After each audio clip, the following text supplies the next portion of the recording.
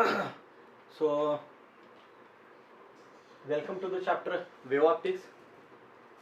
Today we are going to discuss very important concept of this chapter, that is nothing but wavefront. Okay, rest of the whole chapter depends on the same thing, that is nothing but wavefront. And Huygens principle is also depends on the wavefront. So let's discuss wavefront.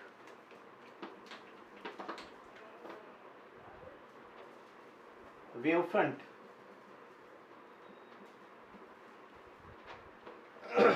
आता बघा, wavefront discuss करण्याच्या अगोदर आपण काय करूयात, थोडंसं एक general example discuss करूयात. समजा तुम्ही काय केलंय, एक तळ आहे, तळ्याचं पाणी एकदम शांत आहे, त्या तळ्याच्या कडेला गेला आणि काय केलं तुम्ही, तळ्यामध्ये एक दगड टाकला. ठीक आहे, किंवा घरात तुम्ही अगदी एक्सपेरिमेंट करू शकता. एखादी छोटासा टब असेल तर त्या टब मध्ये पाणी घेऊन त्या बरोबर टबच्या मध्यभागी जर तुम्ही एखादा दगड टाकला, समजा या पॉइंटला, हा जो पॉइंट ओ आहे, या पॉइंटला तुम्ही काय केलं, एक स्टोन टाकला. स्टोन टाकल्यानंतर काय होतंय, तर ते तुम्ही अगदी इझिली सांगू शकता. स्टोन टाकल्यानंतर काय होतं. स्टोन टाकल्यानंतर जर आपण पाहिलं तर त्या ज्या पॉइंटला स्टोन टाकला, ओ पॉइंटला स्टोन टाकला, तर तिथून काही वेव्हज जनरेट होतात आणि त्या वेव्हज ज्या असतात तर त्या सरफेस वेव्हज असतात. म्हणजे कुठे वॉटरच्या सरफेसवरती वेव्हज ट्रॅव्हल होतात, म्हणून त्यांना आपण कसल्या वेव्हज म्हणतोय, सरफेस वेव्हज. सो इथून कसल्या वेव्हज ट्रॅव्हल होत आहेत, सरफेस वेव्हज ट्रॅव्हल होत आहेत. ठीक आहे, सरफेस वेव्हज. तर इथून आपल्या सरफेस वेव्हज ट्रॅव्हल होत आहेत. आता या सरफेस वेव्हज म्हणजे थोडक्यात रिपल्स असतात. ठीक आहे, तरंग म्हणतो आपण त्यांना, पाण्यामध्ये उठणारे तरंग. ओके, सो समजा हे फर्स्ट रिपल आहे, त्याच्या बाहेर ही तुमची सेकंड रिपल आहे, त्याच्या बाहेर आणखी गेला ही थर्ड रिपल आहे. ओके,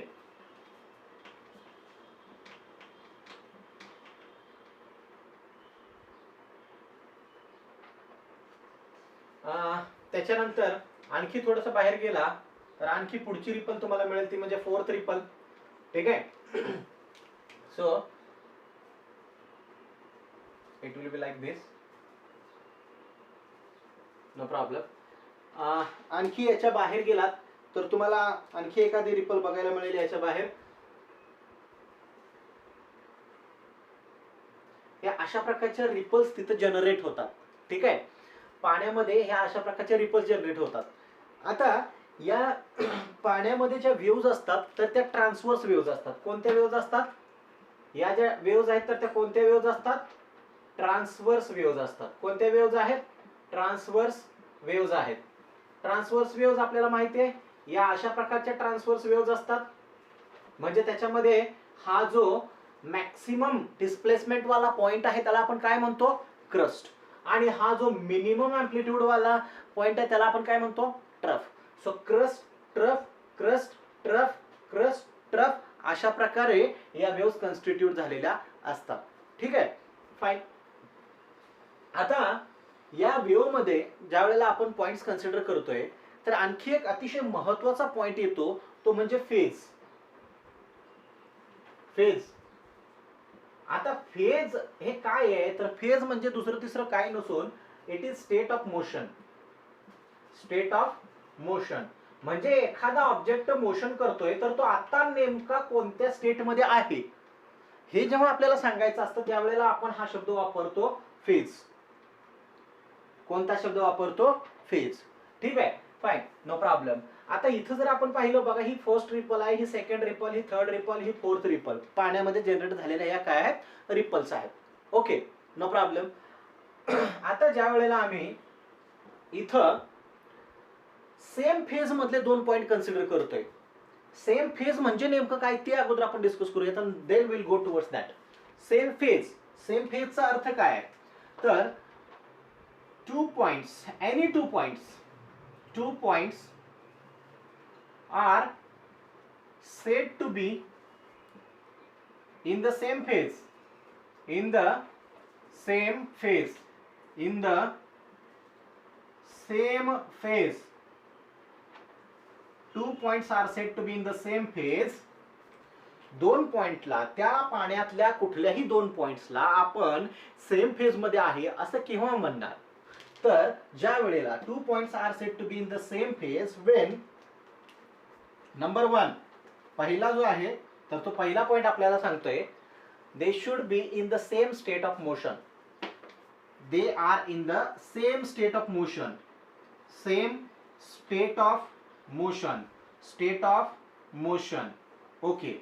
आणि दुसरा जो पॉइंट आहे तर दुसरा पॉइंट आपल्याला सांगतोय they are at the same distance from the source. Same distance from source. Same distance from source. Same distance from the source. या दोन कंडिशन सॅटिस्फाय करत असलेले कुठलेही दोन पॉइंट सेम फेज मध्ये असतात. काय म्हटलं? सेम फेज मध्ये आपण कधी म्हणणार आहे? दोन पॉइंट्सला सेम फेज मध्ये केव्हा म्हणतोय? तर 2 points are said to be in the same phase.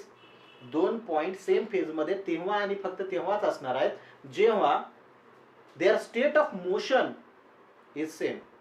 आता हा स्टेट ऑफ मोशन आम्ही वापरतोय, म्हणतोय मोशन होते वगैरे, पण नेमका स्टेट ऑफ मोशन म्हणजे काय? तर स्टेट ऑफ मोशन म्हणजे त्याचं जे डिस्प्लेसमेंट आहे ते डिस्प्लेसमेंट आणि व्हेलॉसिटी या दोन गोष्टी, displacement and velocity are constant.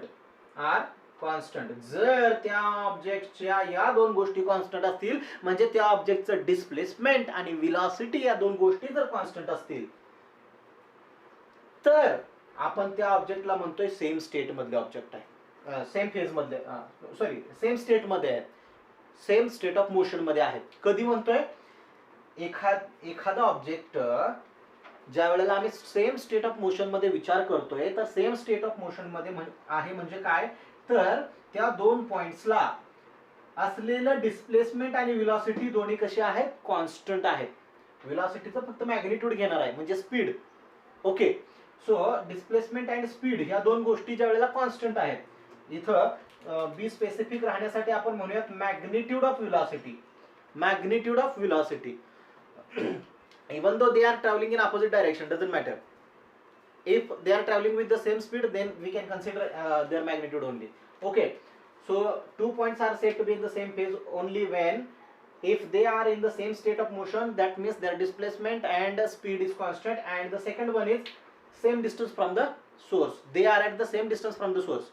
They are at the same distance from the source. Now come here. See. Now I'm going to consider this red one.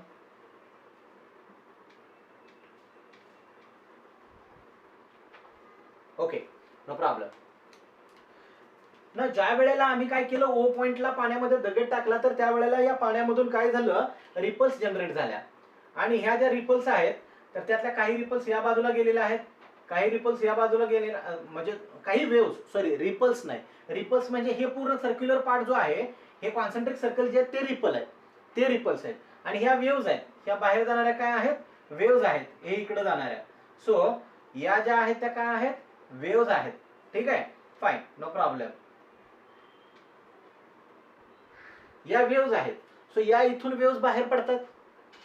आता आम्ही ज्या वेळेला इथं पॉइंट्स कन्सिडर करतोय बघा, इथला आमचा हा समजा ए पॉइंट आहे आणि इथला आमचा हा समजा बी पॉइंट आहे. सो हे ए आणि बी पॉइंट, ए आणि बी हे दोन पॉइंट सेम फेज मध्ये आहेत असं आम्ही केव्हा म्हणतोय? ए आणि बी हे दोन पॉइंट सेम फेज मध्ये आहेत असं केव्हा म्हणतोय?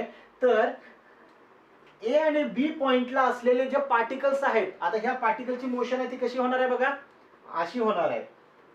ए आणि बी पॉइंटला जे काही पाण्याचे पार्टिकल्स आहेत त्यांची मोशन कशी होणार आहे? Perpendicular to the direction of propagation. म्हणजे ही वेव्ह इकडे चाललेली आहे, ही वेव्ह इकडे चाललेली आहे, तर इथला एखादा पार्टिकल असेल तर तो अशा प्रकारे मूव्ह होणार आहे. हा बी पार्टिकल जो आहे तो असा मूव्ह होणार आहे. ही वेव्ह इकडे ट्रॅव्हल होते आणि बी पार्टिकल अशा प्रकारे मूव्ह होतोय. बी हे पाणी आहे, त्या पाण्यामध्ये हा बी पार्टिकल आहे आणि ही वेव्ह इकडे चाललेली आहे. तर त्यावेळेला बी पार्टिकल आमचा अप अँड डाऊन अशा प्रकारची मोशन करतोय आणि हे वेव्ह जाताना या अशा प्रकारे जाते. ठीक आहे, त्याला आपण ट्रान्सव्हर्स वेव्ह म्हणतो, आपल्याला माहिती आहे ते. ठीक आहे, नो प्रॉब्लेम. सो ए आणि बी हे दोन सेम फेज मध्ये आहेत तर कधी डिस्प्लेसमेंट आणि व्हेलॉसिटी सेम आहे. आता बघा, पहिली गोष्ट मीडियम सेम आहे, वॉटरच आहे. जर आम्ही पाहिलं तर हे रेड वाला सर्कल आहे आणि हे सर्कल असल्यामुळं ओ ए ही त्या सर्कलची रेडियस आहे आणि ओ बी ही सुद्धा त्या सर्कलची रेडियसच आहे. म्हणजे ओ ए इज इक्वल टू ओबी आम्ही म्हणू शकतोय, ओ ए इज इक्वल टू ओबी म्हणू शकतोय. म्हणजे त्यांचं डिस्प्लेसमेंट सेम आहे आम्ही म्हणू शकतोय. यस, त्या वेव्हचं डिस्प्लेसमेंट कसं आहे, सेम आहे. सो हा तर पहिला पॉइंट तर क्लिअर झाला, डिस्प्लेसमेंट सेम आहे. आता स्पीड त्यांचं सेम असलं पाहिजे, स्पीड कॉन्स्टंट असलं पाहिजे. मीडियम एकच असल्यामुळं आणि डिस्टर्बन्स एकाच प्रकारचा तयार झाल्यामुळं इथलं जे स्पीड आहे, वेव्हचं स्पीड ऑल डायरेक्शन मध्ये सेम असणार आहे. वेव्हचं स्पीड ऑल डायरेक्शन मध्ये सेम असणार आहे. हेन्स काय कसं आहे, magnitude of velocity again constant. म्हणजे पहिला पॉइंट क्लिअर झाला. A and B, these 2 points are in the same state of motion. A and B are in the same state of motion. Now the second point is that same distance from the source. Obviously they are at the same distance from the source because OA and OB, they are acting as the radii of the same circle, and that's why OA is equal to OB.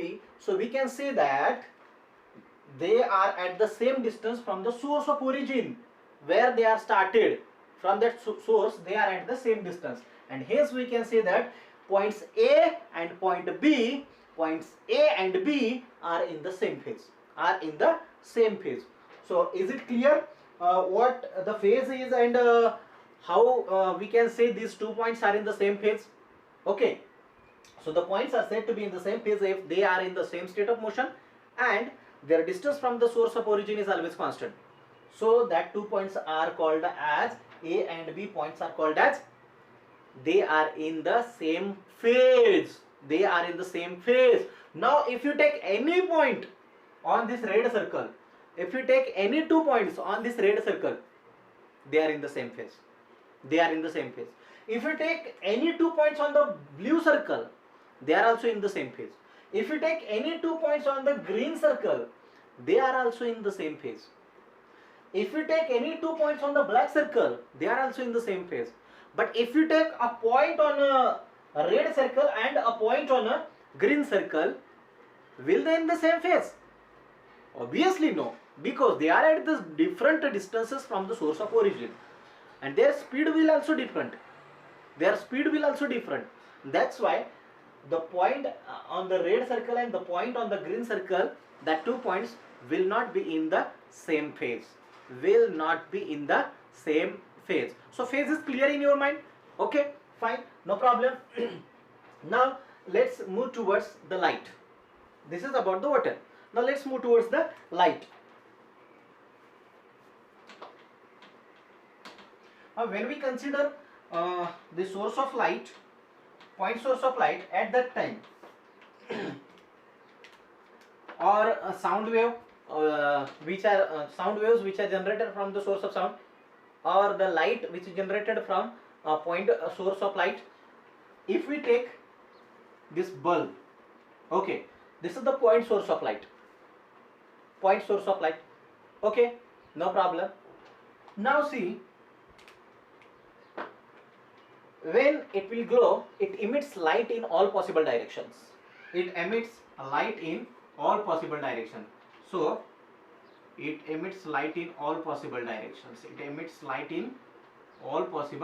directions.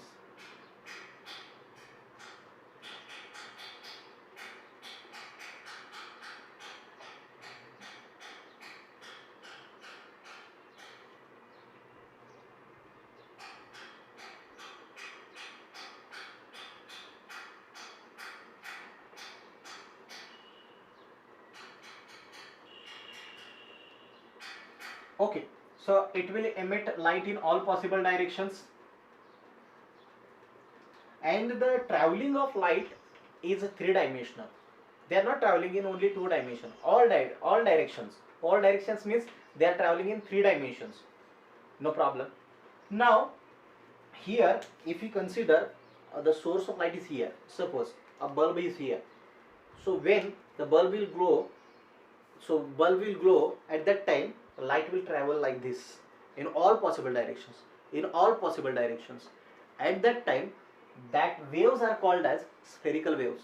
That waves are called as when the light travels in all possible directions in three-dimensional way, at that time that waves are called as spherical waves. त्या वेव्सना आपण कसल्या waves म्हणतोय? Spherical waves म्हणतोय. ठीक आहे, fine. So all these are spherical waves which are traveling in all possible directions. No problem.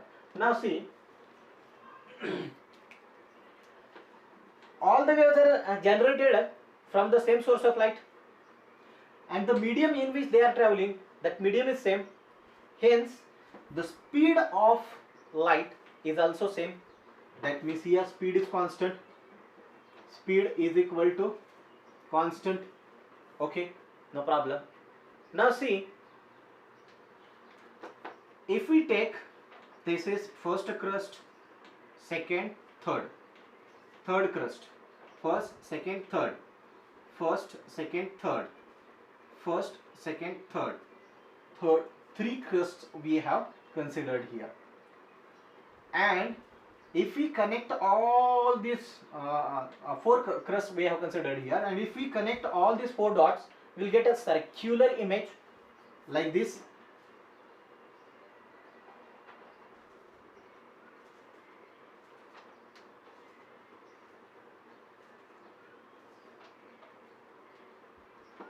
Now due to the distance only, we are not able to construct a circle as it is, but it will be a circular image.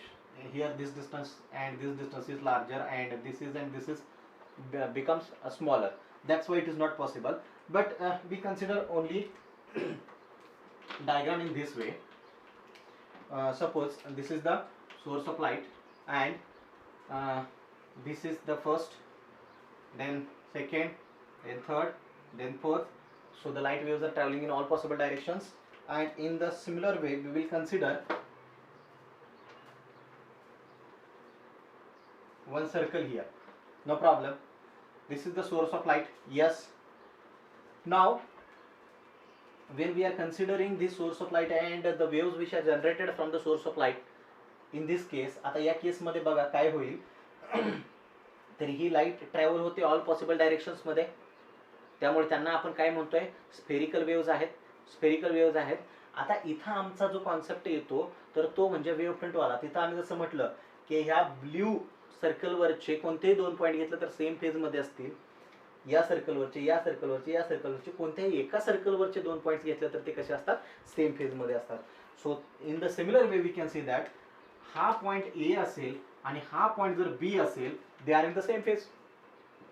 कसे ते A आणि B same फेजमध्ये, बरोबर? Fine, no problem. आता इथला हा तुम्ही point C घेतला, हा पॉईंट डी घेतला, किंवा आणखी कोणतेही पॉईंट घेतले या सर्क्युलर पाथवरचे, तरी देखील ते सगळे पॉईंट कसे असणार आहेत? सेम फेजमध्ये असणार आहेत. कारण का? हा सोर्स एक सेंटर आहे आणि त्याच्या भोवती असलेले हे सर्कल. सो या पॉइंटला या सोर्स बरोबर जोडणाऱ्या ज्या काही लाईन्स असतील तर ते या सर्कलच्या रेडियस म्हणून ऍक्ट होणार आहेत. आणि all radii of the same circle are always equal. That's why they are at the same distance.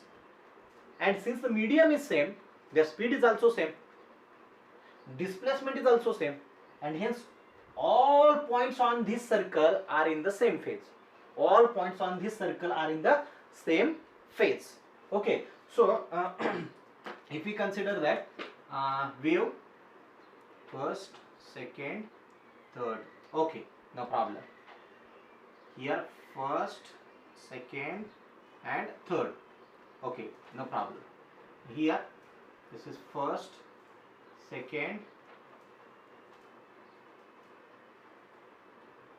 and third one. Okay, no problem. This is first, second, and third one. Okay, no problem. Now they will go ahead. We don't want it. Fine. So 1 2 3 1 2 3 1 2 3 1 2 3. No problem. Now they are in the same phase. They are in the same phase. Displacement is also same and speed is also same, and they are at the same distance from the source of origin. Now our today's concept comes here. That is nothing but wave front. Now what the wavefront is? This whole circle is called as wavefront. This whole circle is called as wavefront. Now what the wavefront is? This whole circle is geometrical diagram. Circle is what? It's a geometrical diagram, and every diagram, every geometrical diagram which satisfies some geometric conditions are called as locus. Locus म्हणजे काय आहे? तर ती एखादी geometric condition satisfy करत असते. आता इथं सर्कल कोणती geometric condition satisfy करतोय? तर या सर्कल वरचा कोणताही पॉइंट घेतला तर तो सेंटर पासून समान अंतरावर असतो. सेंटर पासून कसा असतो? समान अंतरावरती असतो. ही geometric कंडिशन आहे, म्हणून त्याला आपण लोकस म्हणतो. लोकस का म्हणतोय? तर it satisfies a geometrical condition. आणि जॉमेट्रिक कंडिशन काय आहे? तर जॉमेट्रिक कंडिशन ही आहे की या सर्कल वरचा कोणताही पॉइंट हा सोर्स पासून म्हणजे सेंटर पासून समान अंतरावरती आहे. ठीक आहे. सो वेव्ह फ्रंट ही वेव्ह फ्रंट आहे, ही जी आहे ती वेव्ह फ्रंट आहे. हे सर्कल जे आहेत ते वेव्ह फ्रंट आहे. ठीक आहे. आणि ही जी ट्रॅव्हल होते ती वेव्ह आहे. ट्रॅव्हल जे होते ती काय आहे? वेव्ह आहे. पाण्याचं एक्झाम्पल समोर ठेवा नेहमी. पाणी आहे आपल्या समोर, त्याच्यामध्ये दगड टाकला, दगड टाकल्यानंतर सरफेस वेव्ह ट्रॅव्हल होत आहेत. सरफेस वेव्ह ट्रॅव्हल होत असताना आपण दगड या पॉइंटला टाकलेला आहे आणि इथं विचार करतोय, या पॉइंटचा विचार करतोय, या पॉइंटला असलेला पाण्याचा जो पार्टिकल आहे त्याचा विचार करतोय. सो दगड टाकला आणि इथे एक पॉइंट आहे. सो दगड टाकल्यानंतर काय झालं? इथून वेव्ह आली. ही वेव्ह पुढे जाणार आहे. आता ही वेव्ह पुढे जात असताना समजा इथं जर तिचा ट्रफ आला तर त्या पार्टिकलला ती खाली ओढणार आहे. आणि समजा इथं जर ट्रॅव्हल करत करत करत काय झालं? इथं जर क्रस्ट आला तर त्या पार्टिकलला ती वरती उचलणार आहे. आणि अशा प्रकारे हा जो पार्टिकल आहे, जर तो क्रस्ट येते का ट्रफ येते याच्यानुसार वर खाली वर खाली वर खाली अशा प्रकारे ट्रॅव्हल होणार आहे. पण तो पार्टिकल पुढे जाईल का पाण्याचा? अजिबात नाही. पार्टिकल पुढे जातो का? नाही. पार्टिकल फक्त आपल्या जवळची एनर्जी शेजारच्या पार्टिकलला ट्रान्सफर करतो. पार्टिकल काय करतो? स्वतःची एनर्जी शेजारच्या पार्टिकलला ट्रान्सफर करतो. एवढंच होतंय. बाकी तो पार्टिकल तिथंच आहे आणि त्याची जी मुवमेंट आहे ती अप अँड डाऊन अशा प्रकारची होते. Okay, no problem. Now wave front ही वेव्ह फ्रंट आहे. So wave front is the locus of all points on this circle. So wave front is basically it is locus means a geometrical diagram which satisfies a geometric condition. एखादी geometric condition काय करते? satisfy करते. Locus of all points.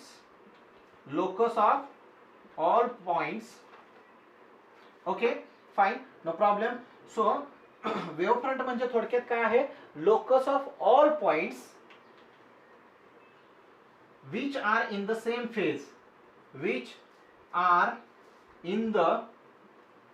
phase, जे की एकाच phase मध्ये आहेत, अशा सर्व पॉइंटचा जो लोकस आहे, त्या लोकसला आपण काय म्हणतो? वेव्ह फ्रंट म्हणतो. काय म्हणतो? वेव्ह फ्रंट म्हणतो. लक्षात येते काय म्हणतोय? So wave front is basically locus of all points which are in the same phase, or in other words we can say that locus is collection of all points at which all the waves which are generated from the source of light reaches simultaneously. एकाच वेळेला पोहोचतात. Source पासून निघालेल्या light waves ज्या पॉइंट्सला एकाच वेळेला पोहोचतात तर त्या पॉइंटच्या कलेक्शनला आपण काय म्हणतो? वेव्ह फ्रंट म्हणतो. त्याच्यापेक्षा ही डेफिनेशन इझी आहे. Locus is nothing, wave front is nothing but the locus of all points which are in the same phase at the given instant of time. Okay, one more sentence we will add here. At the given instant of time. At the given instant of time. म्हणजे जसं आम्ही म्हटलं, एक सेकंदाला समजा blue circle आहे, दुसऱ्या सेकंदाला रेड सर्कल आहे, 5 सेकंदाला ग्रीन सर्कल आहे, 10 सेकंदाला ब्लॅक सर्कल आहे. सो 10व्या सेकंदाला ब्लॅक सर्कल वरचे सगळेच्या सगळे पॉइंट एक लोकस कन्स्टिट्यूट करतायत, म्हणजे हे सर्कल कन्स्टिट्यूट करतायत. आणि हे सर्कल म्हणजे एक वेव्ह फ्रंट आहे. हे सर्कल म्हणजे काय आहे? वेव्ह फ्रंट आहे. सो पाण्याच्या संदर्भात आम्ही जेव्हा विचार करतो तर त्यामध्ये तयार झालेल्या रिपल्स आहेत तर त्या वेव्ह फ्रंट म्हणून ऍक्ट होत आहेत. ठीक आहे. आणि इथं ज्या वेळेला आम्ही लाईटचा विचार करतोय तर त्यावेळेला ह्या ज्या कॉन्सेंट्रिक सर्कल्स तयार होणार आहेत या सोर्सच्या बाजूला, तर ते काय म्हणून ऍक्ट होणार आहेत? वेव्ह फ्रंट म्हणून ऍक्ट होणार आहेत. आणि इथली ही जी वेव्ह फ्रंट आहे ही आपली कसली वेव्ह फ्रंट आहे? स्फेरिकल वेव्ह फ्रंट आहे. जर तिचा शेप स्फिअर टाइप मध्ये असेल, त्या वेव्ह फ्रंटचा शेप जर स्फेरिकल असेल तर त्या वेव्ह फ्रंटला आपण काय म्हणतोय, spherical wave front. Spherical wave front. आणि तिथून ट्रॅव्हल होणाऱ्या ज्या वेव्हज आहेत त्या कसल्या वेव्हज आहेत, स्फेरिकल वेव्हज आहेत. कसल्या आहेत, स्फेरिकल वेव्हज आहेत.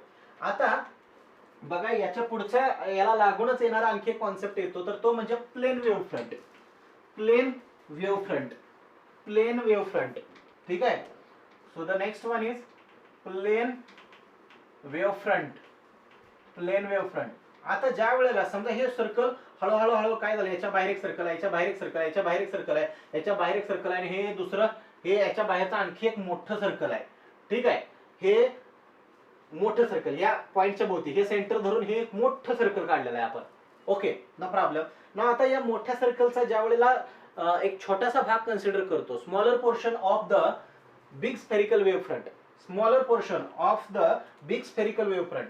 सो हा झाला इथला समजा हा स्मॉलर पोर्शन, हा एक स्मॉलर पोर्शन. इथं हा अतिशय छोटासा भाग घेतला. तर आता हा भाग ज्या वेळेला आम्ही इथं बघतोय, हा भाग बघा, हा भाग smaller portion of the whole big spherical wave front. सूर्यापासून ज्या वेळेला ती वेव्ह फ्रंट आपल्यापाशी येते, सूर्य हा पॉइंट सोर्स म्हणून ऍक्ट होतो आणि त्याच्यापासून बाहेर पडणारे वेव्हज कसल्या आहेत, स्फेरिकल आहेत. आणि त्या ज्या वेळेला पृथ्वीवरती पोहोचणार आहेत तर त्यावेळेला खूप मोठं सर्कल होऊन येणार आहेत. आणि त्या सर्कलचा ज्या वेळेला छोटासा भाग आपण कन्सिडर करतोय तर ते एक प्लेन वेव्ह फ्रंट म्हणून ऍक्ट होते. म्हणजे इथून येणाऱ्या वेव्हज ज्या असणार आहेत त्या अशा प्रकारच्या असणार आहेत. ह्या वेव्हज असतील. ओके, ठीक आहे, नो प्रॉब्लेम. त्या वेळेला ही जी डायग्राम आहे तर ही डायग्राम आपली प्लेन वेव्ह फ्रंट म्हणून ऍक्ट होते. काय म्हणून ऍक्ट होते, प्लेन वेव्ह फ्रंट म्हणून ऍक्ट होते. So smaller portion of the spherical wave front will act as plane wave front. Smaller portion of spherical wave front will act as plane wave front. Okay, no problem. So these are two concepts which are based on the wave front, spherical wave front and plane wave front. So spherical wave front म्हणजे काय आहे तर simply हा wave front म्हणजे एक locus आहे of all points which are in the same phase. एकाच phase मध्ये असलेल्या सर्व पॉइंटचा एक लोकस एकाच फेज मध्ये असणं ही खूप महत्वाची कॉन्सेप्ट आहे, लक्षात घ्या. एकाच फेज मध्ये केव्हा असतात, जर त्याची स्पीड म्हणजे त्याची व्हेलॉसिटीचं मॅग्निट्यूड सेम असेल, डिस्प्लेसमेंट सेम असेल आणि त्यांचं distance from the origin again same असेल. आता डिस्टन्स फ्रॉम द ओरिजिन आणि डिस्प्लेसमेंट या केसमध्ये सेमच येते. ठीक आहे. सो या गोष्टी जर सेम असतील तर त्या पॉइंट्सला आपण म्हणतोय सेम फेज मधले पॉइंट. आणि त्या सर्व सेम फेज मध्ये पॉइंट जे आहेत त्या सगळ्या पॉइंटला जोडणारी जी एक डायग्राम तयार होते ती म्हणजे आपली काय आहे, वेव्ह फ्रंट आहे. Okay, no problem. So wave front दोन प्रकारच्या झाल्या. मग एक, जर ती वेव्ह फ्रंट दिसायला स्फेरिकल असेल, गोलाकार दिसत असेल तर तिला आपण म्हणतोय स्फेरिकल वेव्ह फ्रंट. आणि जर ती वेव्ह फ्रंट आपल्याला दिसायला एक प्लेन दिसत असेल तर तिला आपण म्हणतोय काय, प्लेन वेव्ह फ्रंट. ठीक आहे.